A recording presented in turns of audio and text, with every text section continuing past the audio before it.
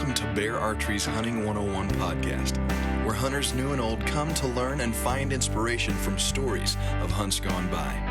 Everyone is welcome to enjoy the outdoor way of life, and there is no better time to start than right now. So let's head into the great outdoors with your host, Dylan Ray.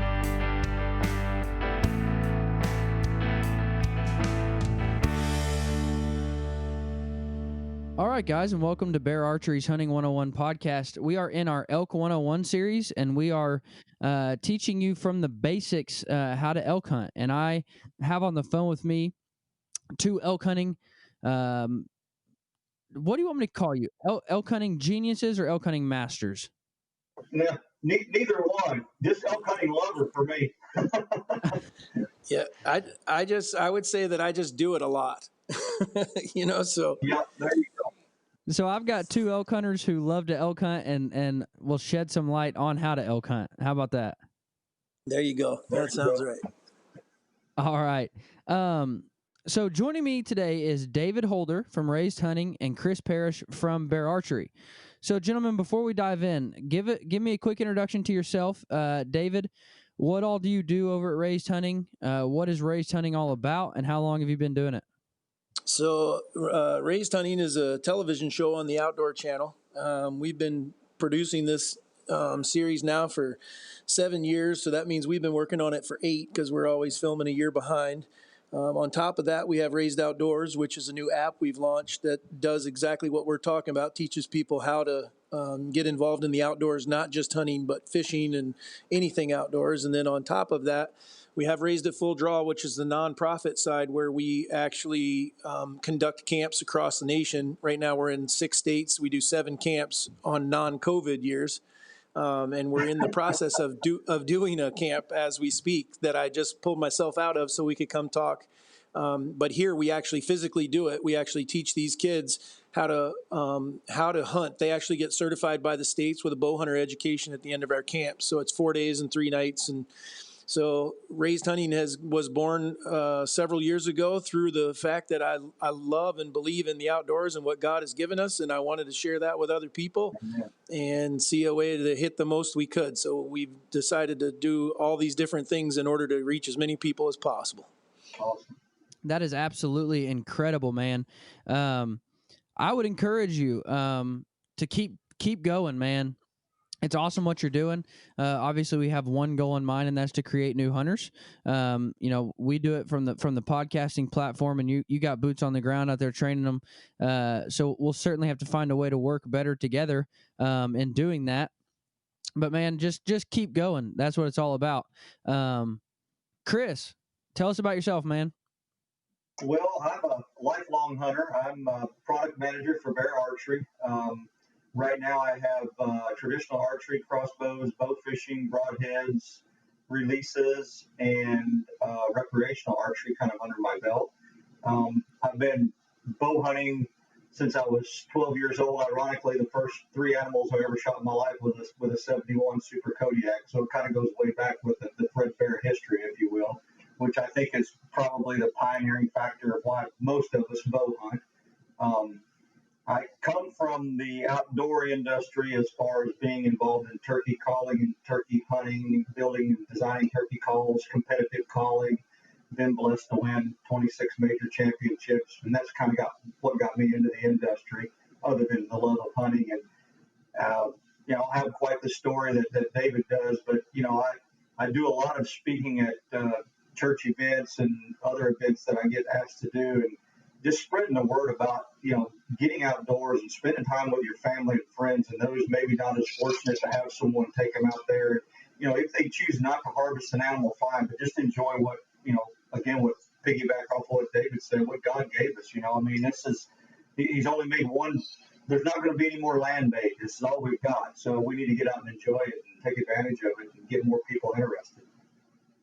Absolutely. And that, what you just said, what you said about your first bow being a bear bow, that's for a lot of people, that's their story is I was given a bear bow or I got a bear bow when I was a kid and I just fell in love with hunting. And that for me, that's my story too, man. That's why I'm still so passionate about Bear Archery and what they do, because, that was the first bow that I actually purchased myself. And I I learned to hunt with and I shot my first deer with. And so that for me, that's why I love Bear Archery, is because they stand for getting people involved in hunting. And so I'm also blessed.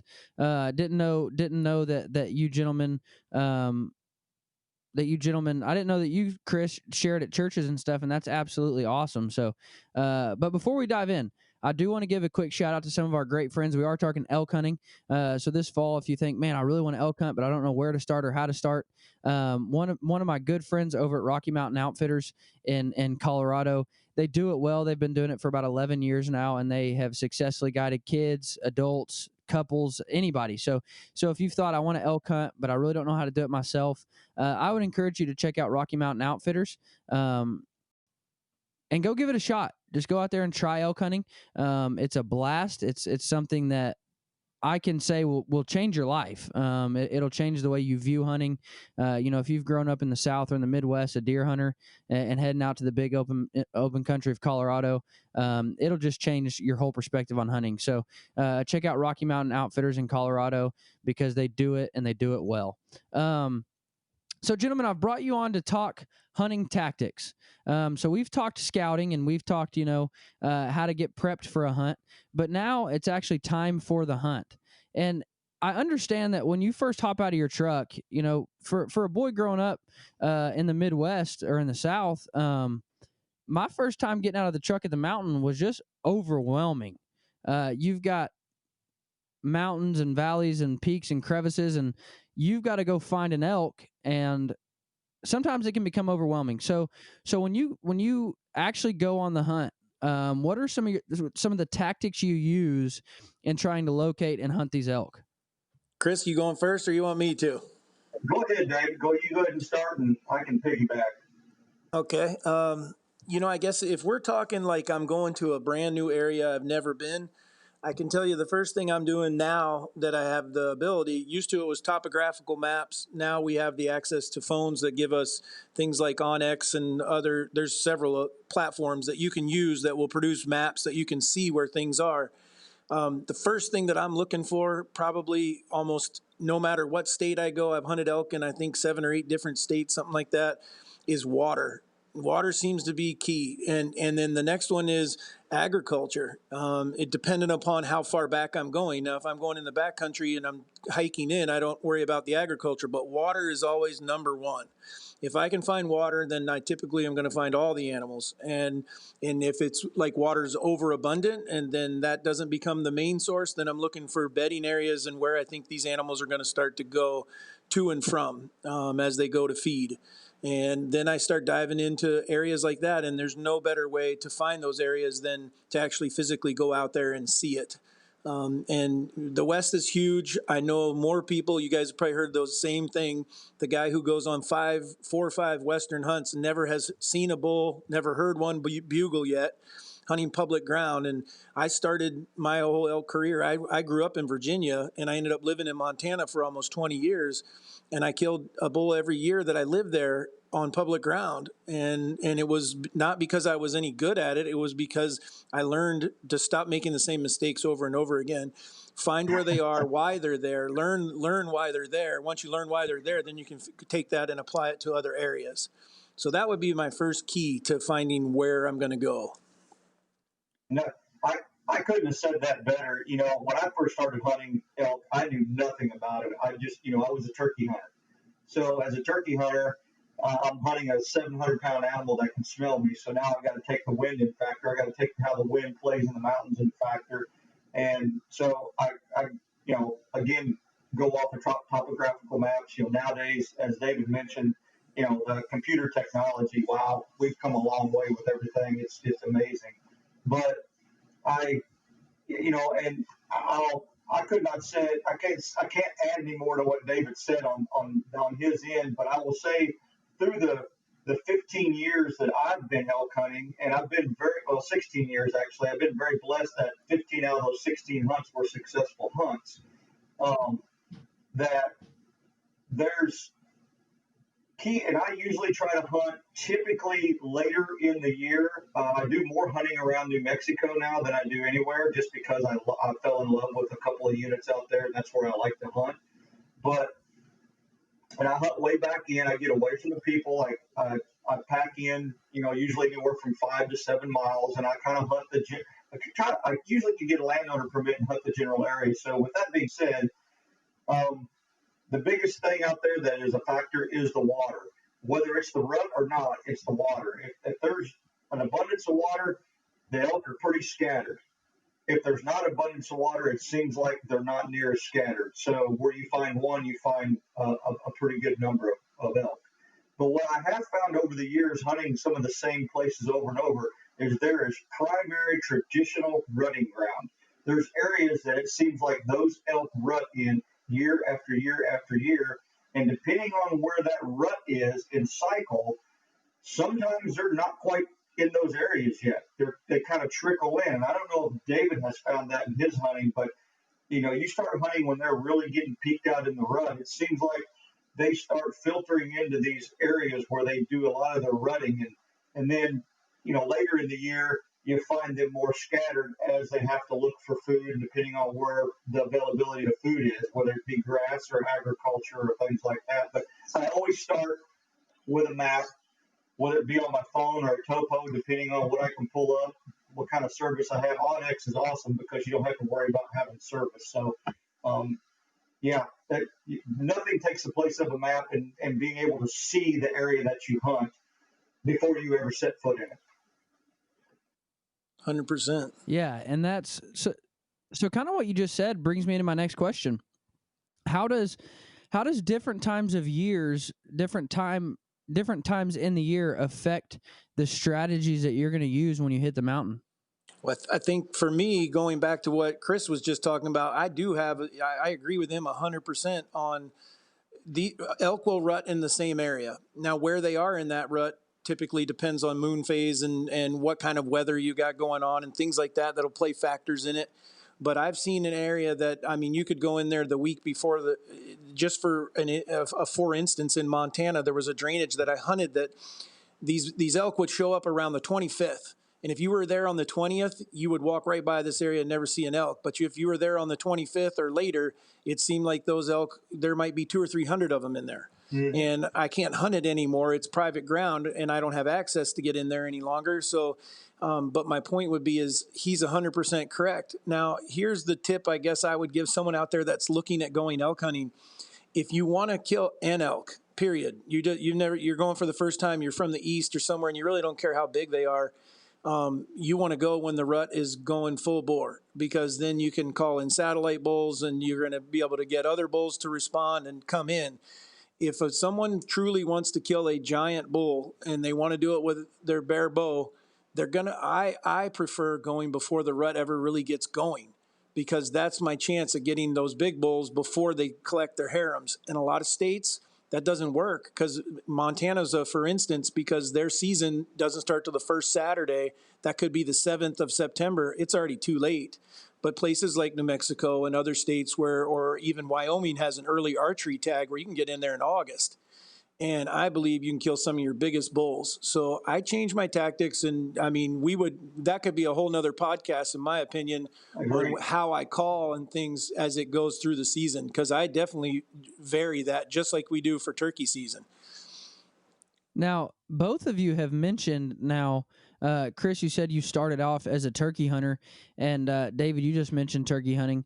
I would say, as a southern guy or a Midwestern guy or an Eastern guy, if you're looking to go elk hunting, turkey hunting is great practice. And what I mean by that is, when you're turkey hunting, you're locating the birds by calling. You get in close, then you try to call them into you, much like elk. So, here in Kansas, turkey hunting is the closest thing I can do to elk hunting. So try turkey hunting. Give it a shot. A lot of those same tactics and a lot of those same methods will carry over to the West when you're elk hunting. So what would you say for somebody who has turkey hunted? What would you say are similarities and differences in how you chase those animals, other than terrain, obviously? Go for it, Chris. Well, for me, I've always been a caller. So, a guy that calls kind of gets hooked on calling. As a guy that I'm not going to say expert, but that has spent a lot of years running a turkey call. Calling in a turkey and understanding and learning what a turkey's saying when they respond back to you. After 42 years, I'm not going to say I got it 100% figured out, but I can say 98 out of 100 of them probably are going to get, they're probably going to get shot, or shot at. We'll put it that way. You get some things figured out. David probably has elk hunted a lot more years than I have, but there's a lot of the same tactics I would agree with, but there's also some differences. I think sometimes with elk, if you're a turkey hunter, sometimes you get too much into the calling aspect when you're working elk. And I think there's really key times to work with elk and key ways to figure out what elk is doing. And I'll give an example. A couple, 3 years ago, I took a fellow by the name of Tink Nelson with me to New Mexico, and we got on a really, really good bull. And I'm talking a bull that's a 390 type plus bull, a giant. And the story is I ended up missing that bull. My lower cam hit a rock. I didn't realize that topography had changed that much, and I was bending down. And I still have nightmares over it because I may never ever get an opportunity to animal like that again. But we bedded that bull. We hunted him for 3 days, and I bedded the bull every day and stayed with him, but never could work into him. Never could put any pressure on him to do anything. And he only had a few cows with him. So what I did is on the 3rd day, he got across the drainage from us, and the wind was wrong, so we didn't push in. We sat around and basically took a nap and ate and slept. And at about 11:45 in the afternoon, maybe noon, the wind switched, and I made a big move and got way down around him and got to where I'm fairly certain were the direction they were going to wind up moving to go back out that evening. And I let him start me with some bugling. He got up out of bed and he bugled a little bit, and I started working him. And I used multiple different cow sounds and raking, and he was, as a big bull, sometimes you can get by with being fairly aggressive with them and being like you're a bull that's going to come. A satellite bull doesn't really, and David, you might disagree with me, but you may agree with me. I've seen so many satellite bulls bugling that just has no phase on a big mature bull, not unless they get right in there around the cows. But you get another bull that gets a little bit aggressive with him and he thinks he's the bad guy. A lot of times he's going to come in and try to run you off. And I work that bull like that. But that's one situation. Every one of them has to be taken differently. If I had one bit of advice calling to elk is don't call as aggressive most of the time to them like you do a turkey, especially if you're not inside that bubble. You've got to get inside that bubble. It's really, really critical you get inside that bubble because you just generally can't make him get up and walk to you, 300, 400 yards. You got to get inside that bubble. I agree with everything Chris says, but here's what I guess I would add to that is I think if we're talking comparing to a turkey hunt, you've got to understand elk don't come right to you. Meaning, I don't. Nope. I may carry a decoy, but I'm not expecting an elk to walk up to the decoy. If I set a turkey decoy out, I know a turkey may beat on that decoy. He may actually. I know that's where my shot could be. When it comes to elk, they don't walk up, and when I do seminars, I explain to people I've never seen two elk shake hands. They don't walk up and say, "Hey, good to meet you, Ralph. Glad you came over today." They play. All of life depends on their nose. They're going to get downwind. Mm-hmm. They're going to work like a coyote does to try to get downwind, and they're going to do everything they can so that they can. And so I hear the term all the time from elk hunters is he got hung up at 80 yards, got hung up at 100 yards. He didn't get hung up. He didn't get stuck. He was doing what he knows that's what he's trained to do. I come to a certain point, and either you meet me, or I see you, or I make some other something gives him that confidence that says, okay, everything's going like it's supposed to. So the way that we beat it is you use two people.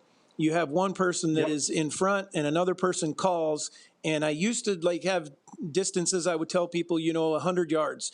Well, I've thrown that out the window because it all depends on terrain. Sometimes I'm 50 yards behind the shooter. Sometimes I'm 500 yards.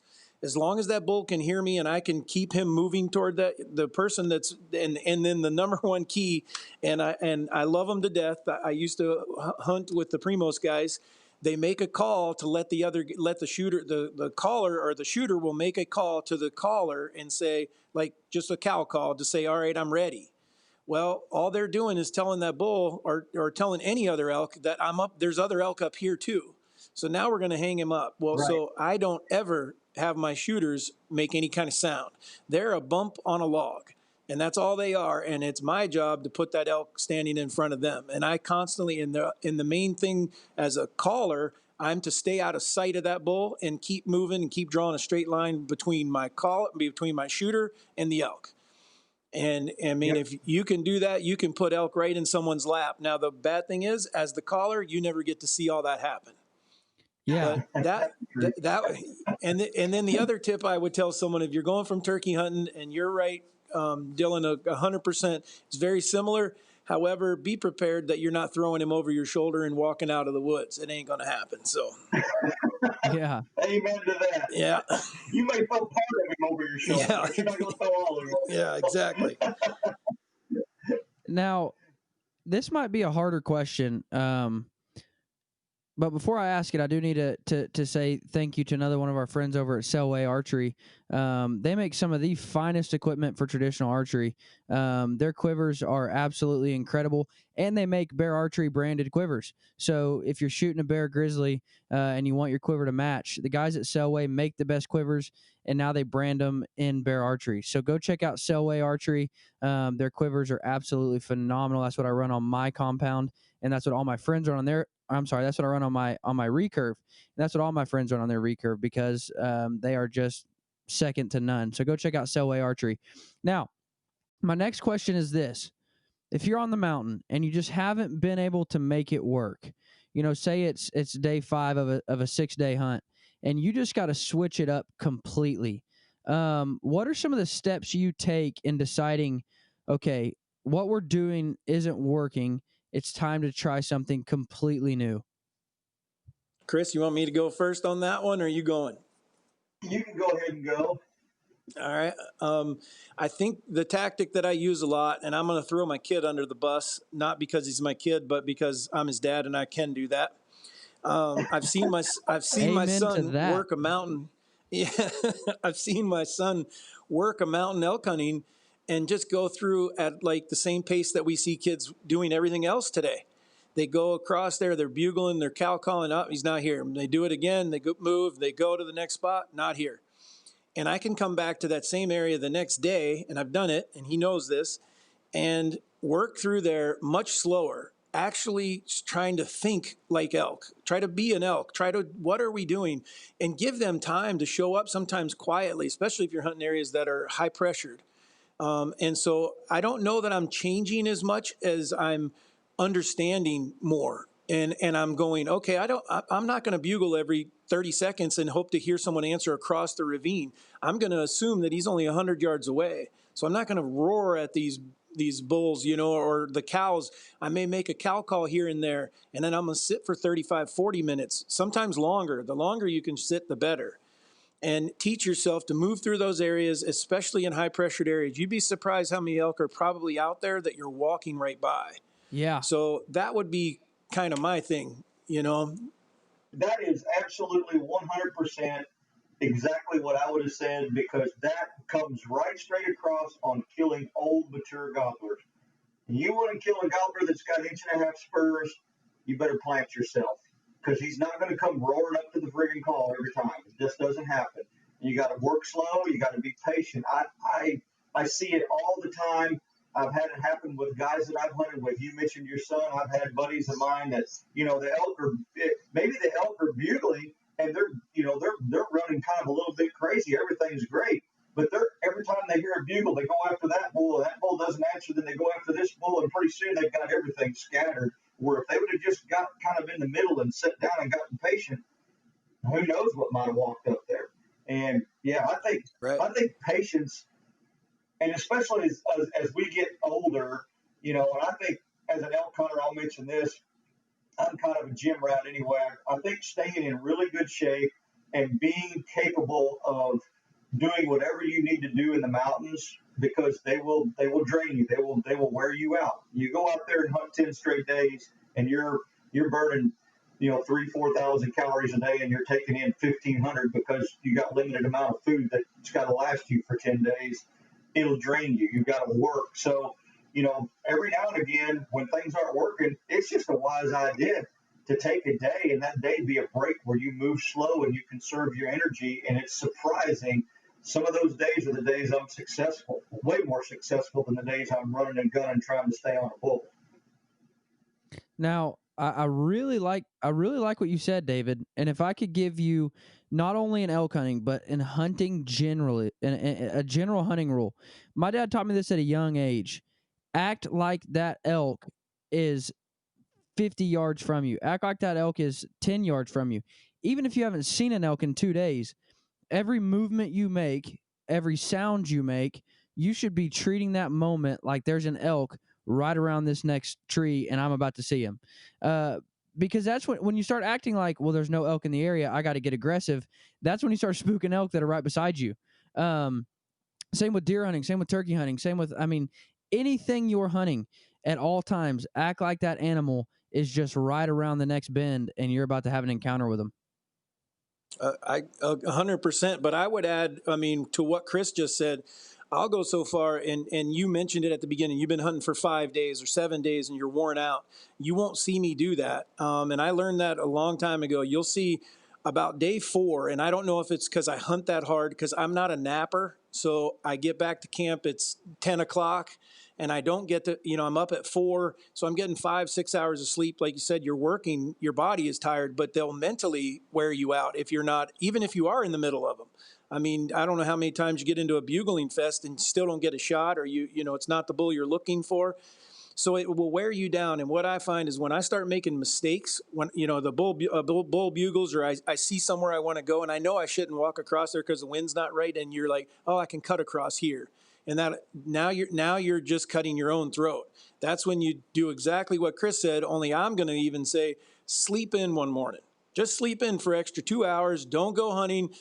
And you'd be surprised at 9:30, you feel like you're starting all over again. Mm-hmm. And it's like, okay, now I'm fresh. Now I'm not going to make those mistakes again. And because otherwise you're just going to continually beat on yourself. I know it's not, and it's hard to do. And you wish that the weather would work, where there was a day for a break. It's hard to say, I only got 10 days or I only got 5 days. And what do you mean I need to take a break? I'm telling you, it can clear your mind and make you a far better hunter than you were the day before. I agree. Absolutely. There was a time I was in Idaho, and this was actually a bear hunt, but it was supposed to be an 8-day hunt. We were 8 days in the mountain, and day 4, so halfway through the hunt, the guys I was hunting with decided to come off the mountain. We had a base camp, come off the mountain, go to base camp, and there was a little mountain town, 30 miles up the road. We're going to take a break, drive up to this town, get a burger, come back. And I'm like, guys, I don't want to waste time. Like, we only have 4 more days here. Like, we need to be hunting. And I was a little bitter.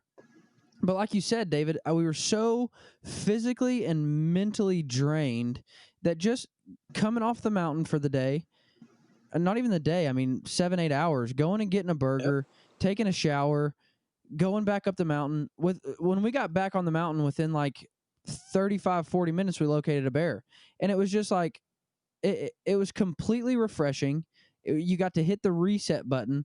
So that is, taking a break is a fantastic hunting tactic, because it keeps you on point. It keeps your mind in the game. It keeps you physically ready.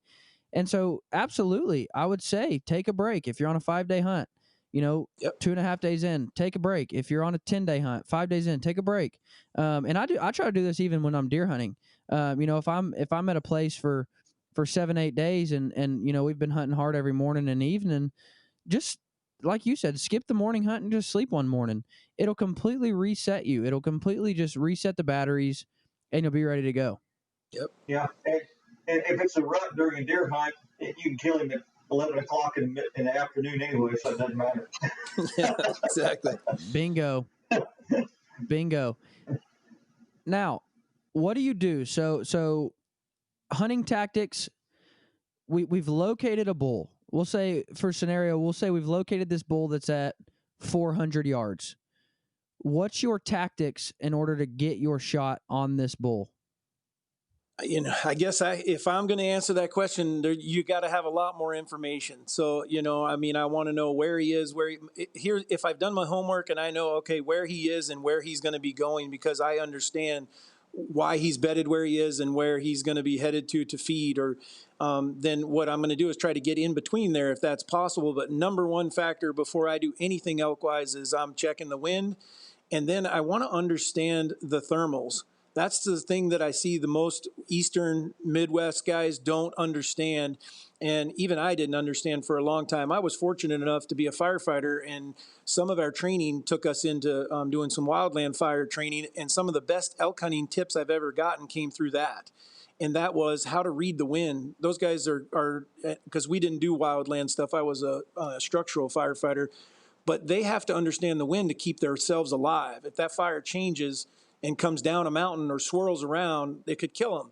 And so they teach you how to do that. And man, it was like, oh my gosh, I just opened up all these windows to be able to go into places and understand I'll have the wind right at my back for a 500-yard walk, knowing when I get to the point where that elk is, it's going to be in my face. So understanding the wind, knowing what I'm dealing with, knowing where the elk are going to go is my first part. And then what I want to do is close that distance to make it as easy as possible for that elk to get to me.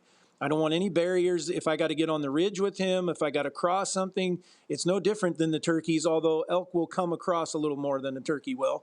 But I want to make it as simple as possible. And then I always start soft and work up. And that is because I can go in there and I can try to hammer, unless I know the bull or something like that, and I got some understanding, I'm going to start as easy as I can, but because I also don't know if there's other ones around, and I don't want to run everyone off. I can always build up. I can't go back.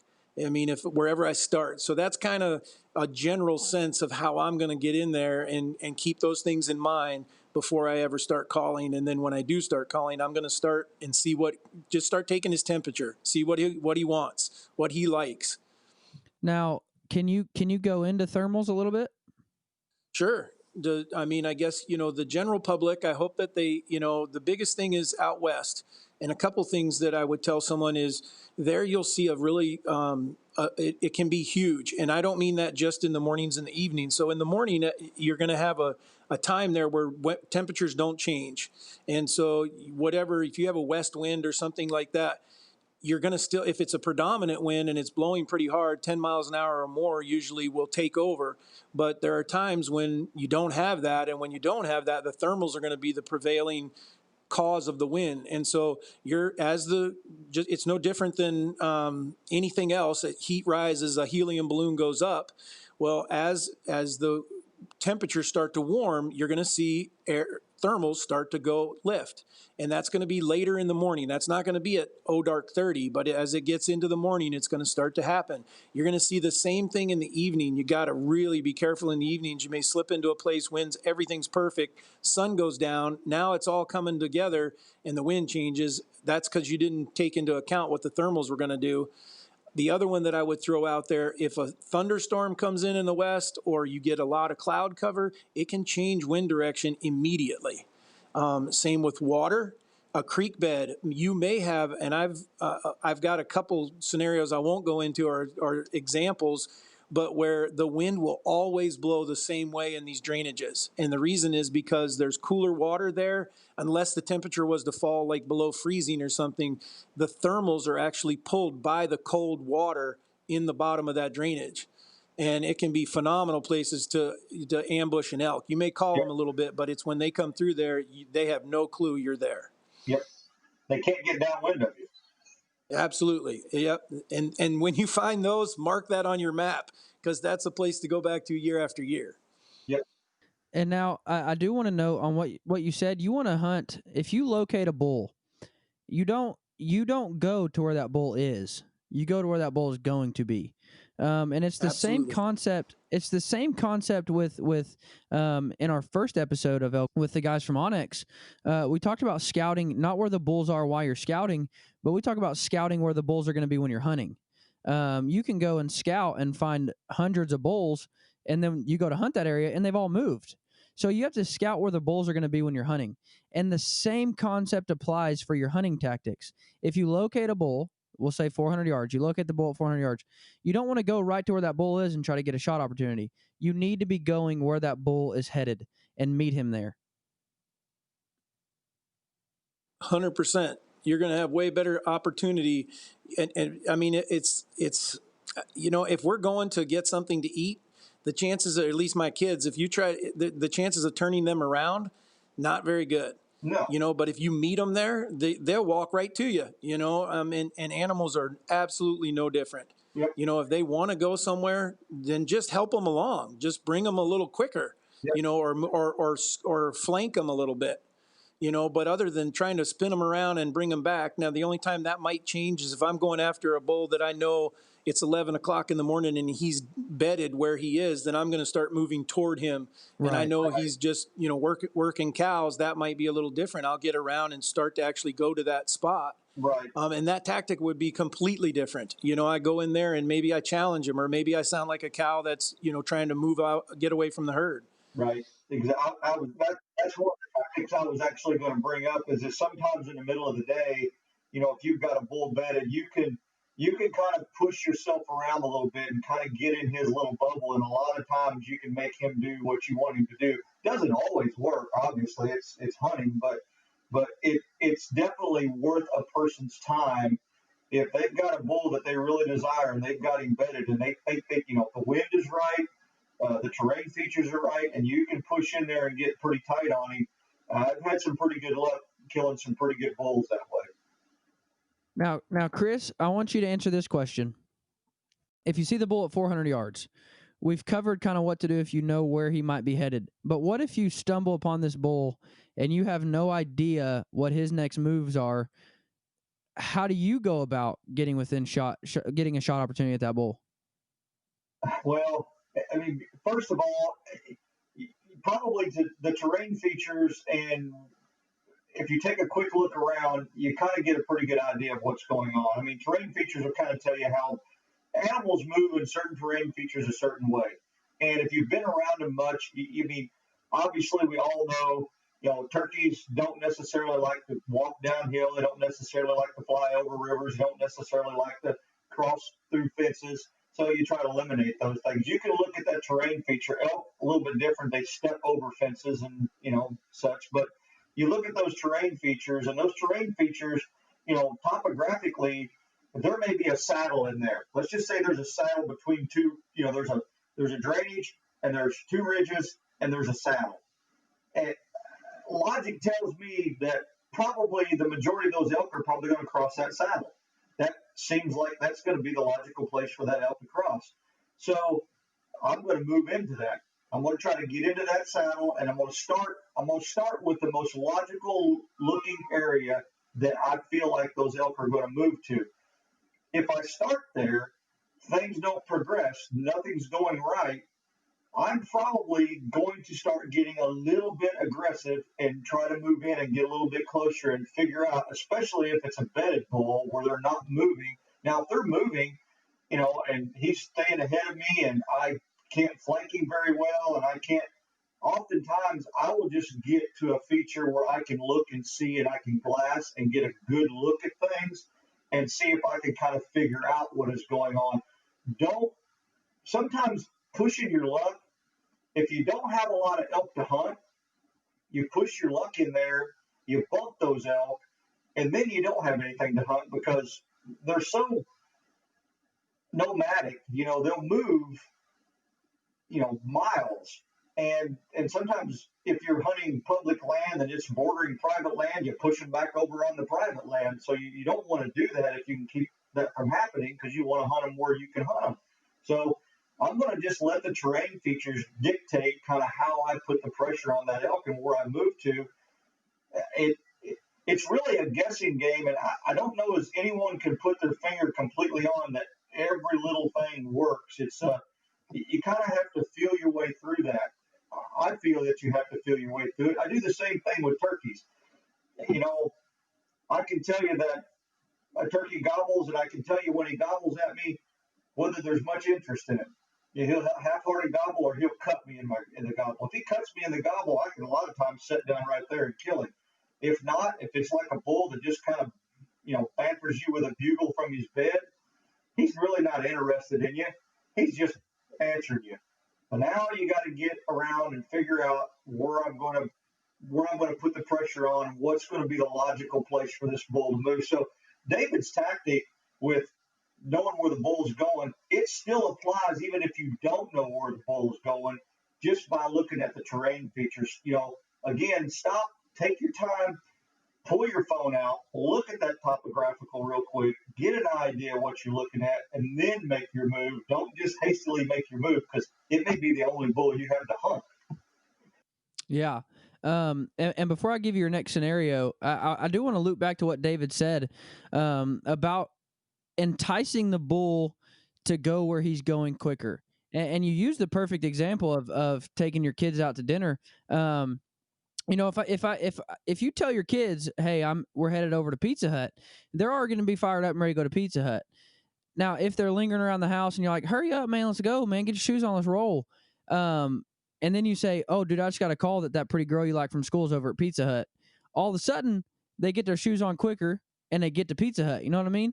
So it's the perfect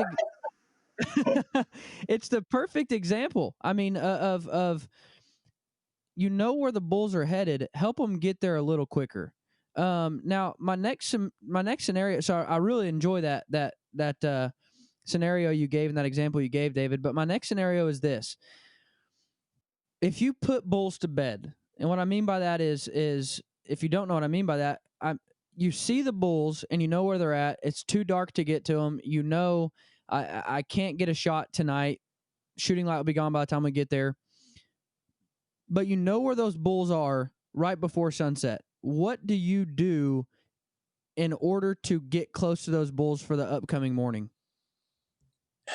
I guess I kind of see that in a reverse a little bit, and that is, so typically when I bet a bull, I'm betting him in the middle of the morning. He's going somewhere. If I'm seeing elk, I got them like located the evening before. They're typically not bedded, and you got to be really careful, because a lot of times, at least a lot of the country I've hunted, water sources may be 4 or 5 miles away.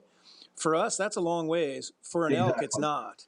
I mean, they'll do it nightly, where they go 4 miles, 5 miles away, get a drink, they eat on better grass down there, and then here they come back to that bedding area. Be very careful that you're going to walk away from a place that's loaded with elk in the evening. Think, if I'm here first thing in the morning, they're all going to be here. You may get there in the first 2 hours, there's nobody there. You turn around and leave, and here they come, because it took them a while to come back, and that might have been on private ground where you couldn't go there. Bingo. So, yeah, I mean, yep. So that's what I would look at, is be very careful walking away on that. Now, in the bedded situation where it's mid-morning and I'm following a herd, I've had this actually happen on public ground where I watched a herd of elk. I kind of had a feeling where they were going to bed, but I also wasn't positive. So I just waited and let them go. They went where I thought. And then I waited 2 hours for the wind to change, because I knew it was going to change. And so I just stayed away from them. And around 11 o'clock, it changed. I slipped in above. I was actually in between like 3 different groups that were all part of one big mass of elk. Slipped in there. I made 2 or 3 cow calls, and a 6-point bull walked into 4 yards. So, I mean, I don't want to say it was that easy. It wasn't that easy, but it sounds that easy.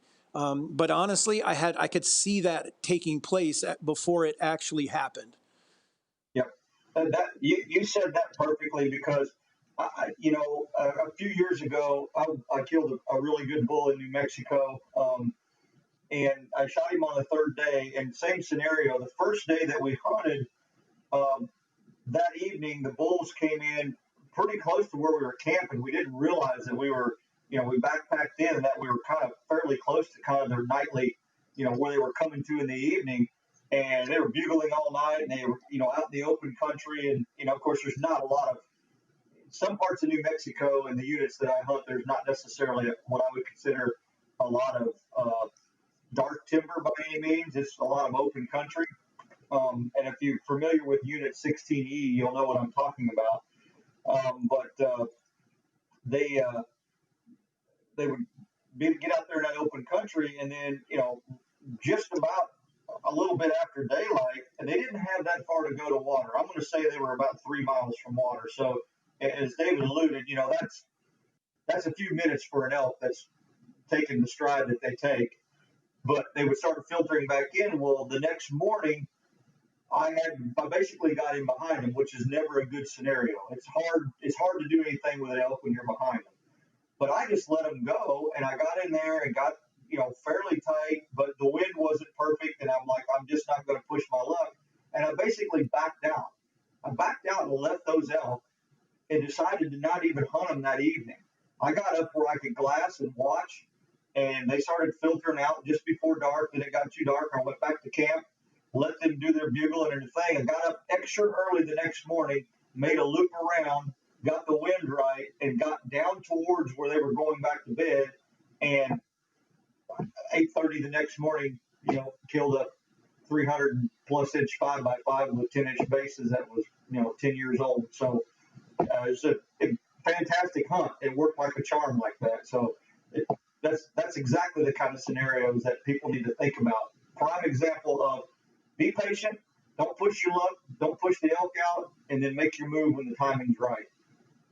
Yeah. So if you're hunting off your back, if you've packed in and you're hunting off your back, and where those bulls, you find a group of bulls, or you find a herd of elk, the night at night, but you're not gonna be able to get to them. Do you set up camp there and wait for the next morning? I personally don't like to set up camp in the middle of where I think they're going to bed. That's just me. No, I would agree, and I would agree with Chris. I personally have run 300 elk out of a drainage, and I wasn't camped in the middle of them, but I was camped upwind. And where they wanted to come down into the valley, I had no idea at the time. And honestly, I was kind of stuck because it was the only place you were allowed to camp. The piece of national forest had specific places. And anyhow, I'm camped there. That night, I'm thinking it's the coolest thing in the world. I got a big bull I can see in the moonlight, and like 50 cows, and then some more elk came down, and they're all over the place. Next morning, there's not an elk to be found. Well, that wasn't anyone else that did that. That was me, because I was camped in the wrong spot. So absolutely, I don't. I would be making sure that I'm camping somewhere, whether it's a mile or 2 miles, take the wind into account, and it may be an uncomfortable night's sleep, but it's a lot less days hunting if you get it right the first time. Yeah. Yeah, I would absolutely encourage you, if you found elk that night, pull out, go set up camp away from them, and then come back in the next morning. I would absolutely encourage you to do that. Gentlemen, I cannot thank you enough for coming on and sharing some hunt tactics with us for elk. Before we go, I want to thank our friends over at Bonning. Those guys, I just got some of their new Fredbear flannel wraps in, and those are just awesome. The Fredbear branded wraps that are his flannel shirt, that's just awesome. And so go check out Bonning, whether you're building arrows or whether you're just looking to get the components for somebody else to build your arrows. They sell everything you need, and they sell the jigs that make it so easy for you to fletch your own arrows. And I know I used to spend, if you took a dozen arrows, you might spend $30 on having somebody wrap and fletch them. They make the tools for you to be able to fletch them yourself. And so check out Bonning Archery and all their Bear Archery branded products. Those guys just make it easy to build your own arrows. But guys, thank you so much for coming on. I hope you'll have a great week, and you guys stay tuned until next week.